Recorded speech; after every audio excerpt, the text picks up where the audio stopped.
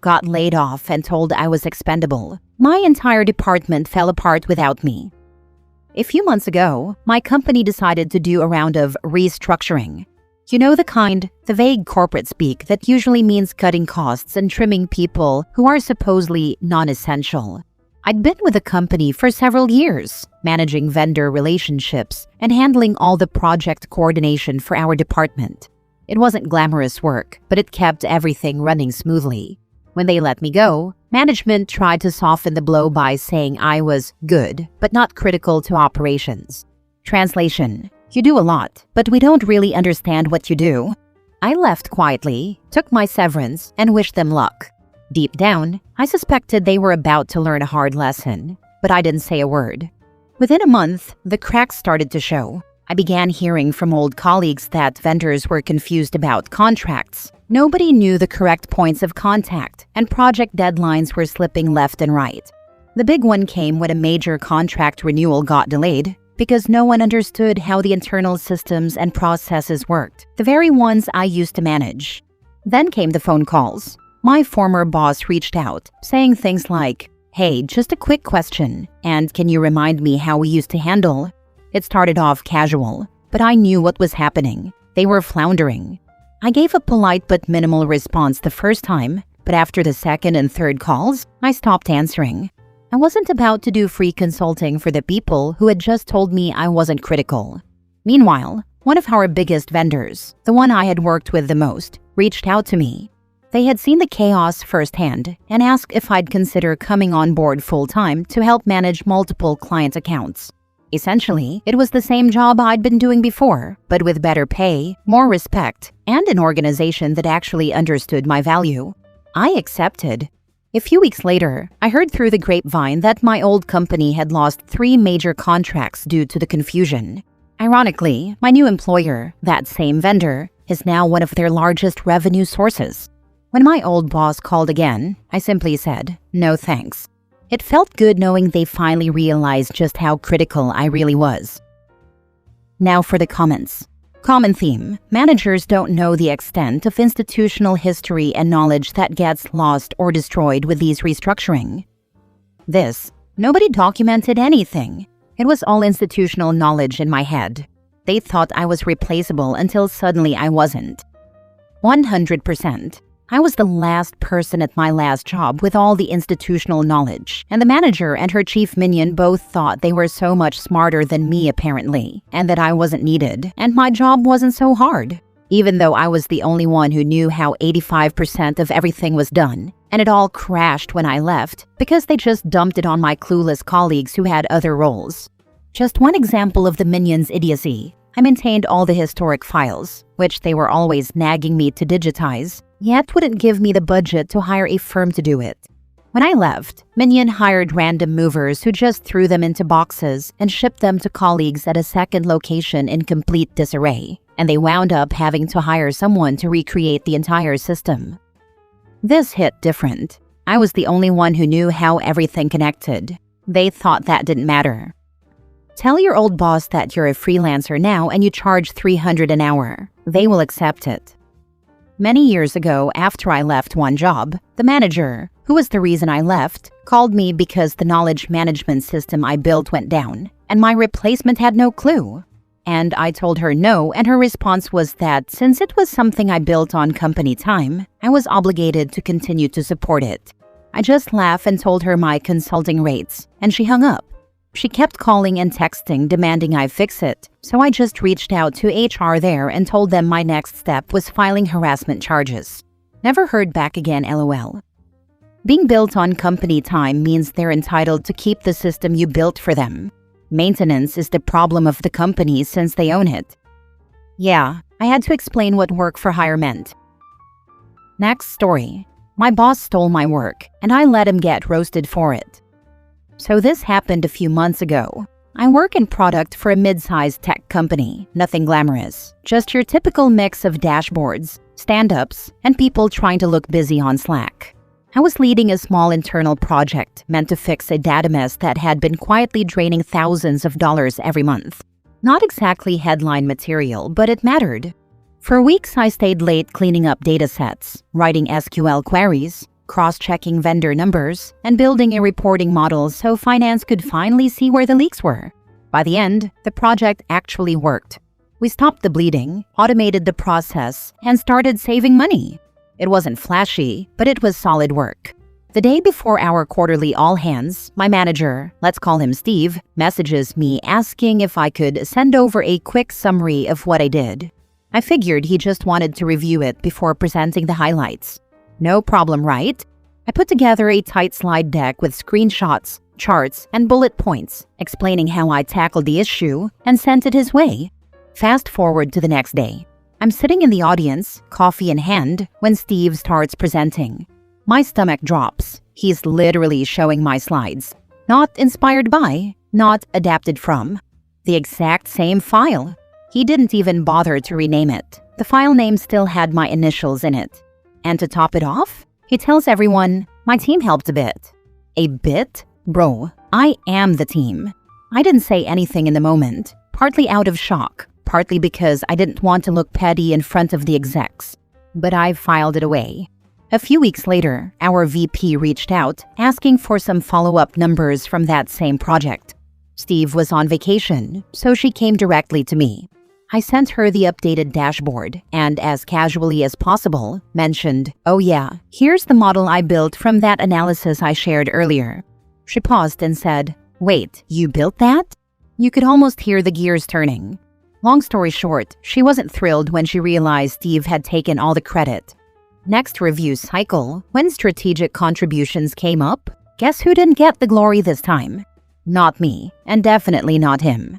Lesson learned, document everything, keep your receipts, and let management types like Steve hang themselves with their own PowerPoint. Everything I build, even code, I hide my name somewhere.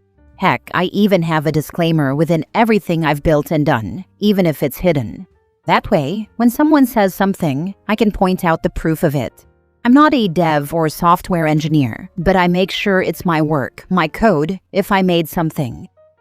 Haha. That's actually smart. Kinda like digitally watermarking your own stuff. I wish I did that too, to be honest. My boss straight up lifted my doc, changed the title slide, and called it his new framework. Next time I'm sneaking my name somewhere subtle to LOL. If it's a PowerPoint or document, put your name and disclaimer in the corner of the pages as white text. That way it's not visible, but you know it's there, and he can't say anything if you point it out.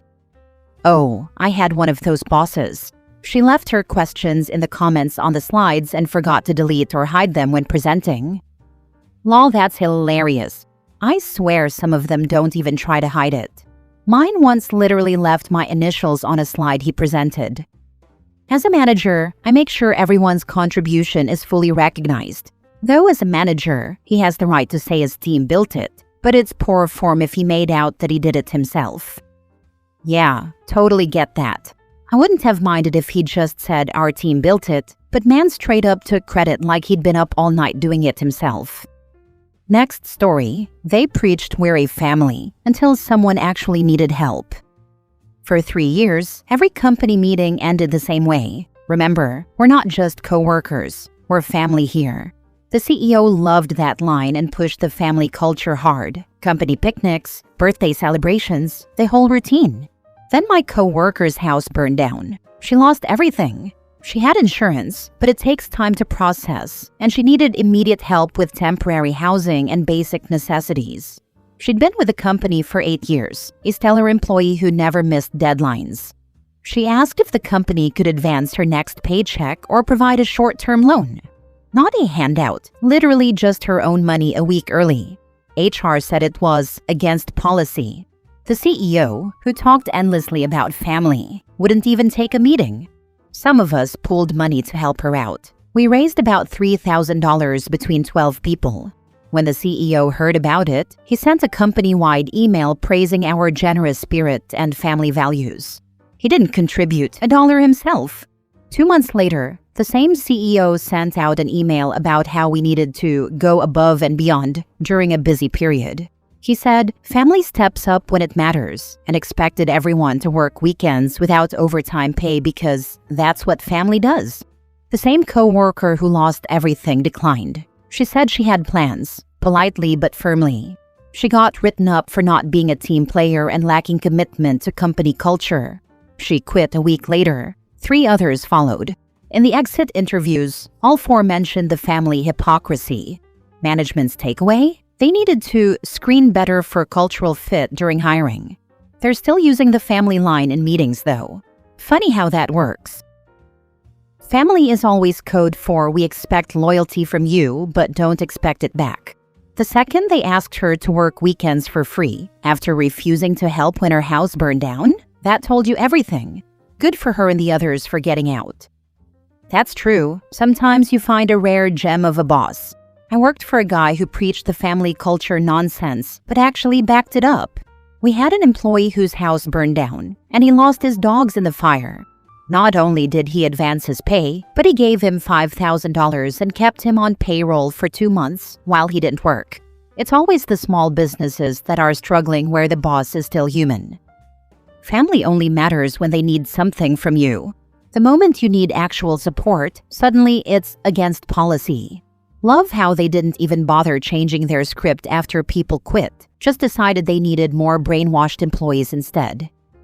CEOs like the family analogy because they're the father and therefore control everything. If everyone were friends or colleagues, it wouldn't have the same authoritarian connotation. You're a family, a slave family, and the CEO is the plantation owner.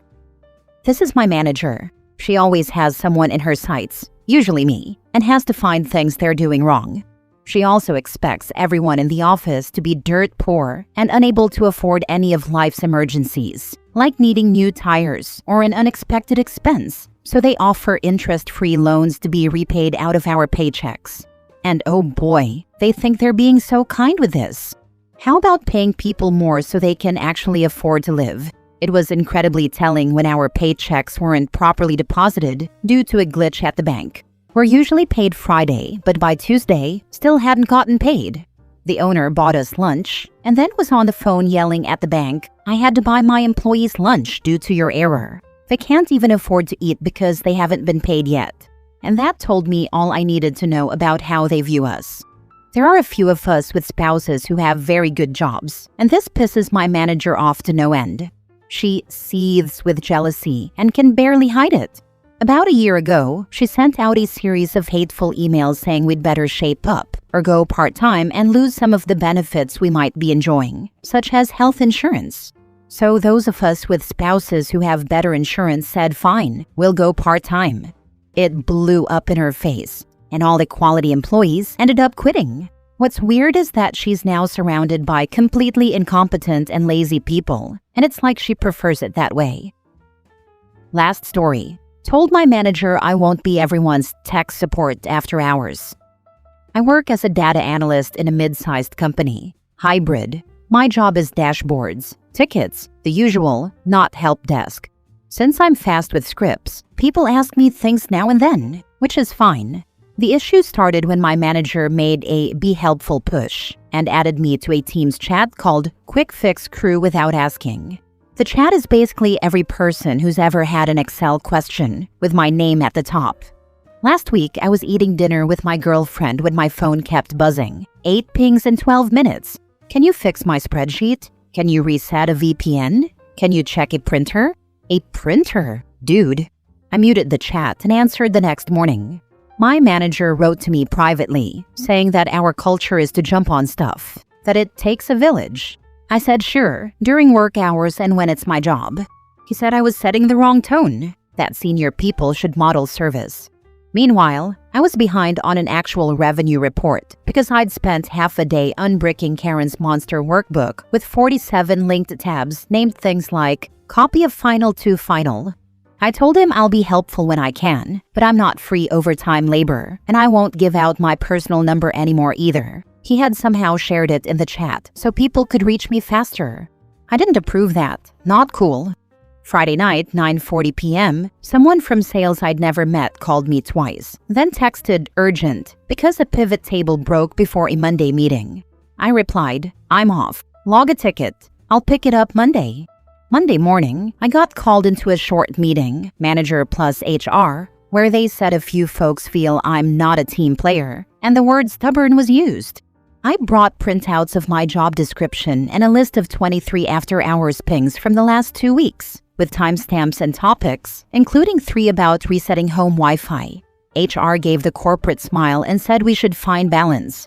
So I drafted a simple boundary note. I posted it in the chat. Kindly, clear hours, ticket first, no personal calls. Emergencies must go through the on-call help desk, which exists, by the way. People were salty. One person said I embarrassed them by making rules. My manager told me I killed momentum. I told him I'm happy to be helpful, but I won't be the free 24/7 IT guy just because I know VLOOKUP and my mic isn't broken.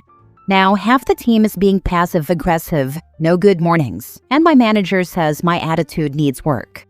Am I wrong for drawing a line and refusing after-hours tech support that isn't my job? Honestly, time to look for another job if possible, because your work environment has become toxic. The manager is a massive a-hole, and HR doesn't even have your back. No job is worth staying in a toxic environment like that. Time to move on and protect your peace. You need to make a call to your state labor board. They would love to hear this story. Unpaid work after hours is the kind of thing that makes them happy to file complaints and send companies notices about how they are violating labor laws and how much that will cost them. Beware, you may need a new job, but you'll go out with a bang. Even for salaried workers? In a lot of instances, yes, if the after-hours requirements are outside the scope of the original job. If I'm a salaried programmer, it would be unreasonable to be asked to stay late and clean up the sales office. I managed an IT team, help desk included, that thought doing favors for friends was part of the job. Walk-ins, no tickets, troubleshooting Excel for finance people, etc. This was a policy started by the prior manager. The team also said they needed more people. When I finally got them to stop the favors and record their work through tickets, status reports, etc., I finally had the metrics to show we were understaffed, according to all industry benchmarks.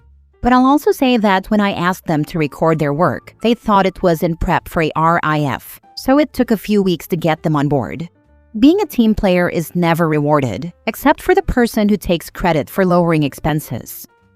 In a perfect world, you shouldn't have to work after hours. But right or wrong, alienating folks isn't good in the long term. Dust off your resume and find a job closer to your expectations. Meanwhile, pick the hill you're willing to see your position die on. I agree, OP should be looking for a new job. But they're the one being alienated here, not their coworkers. In general, if your job is putting this much unpaid work on your desk, it's a good time to start job hunting for a much more reasonable position.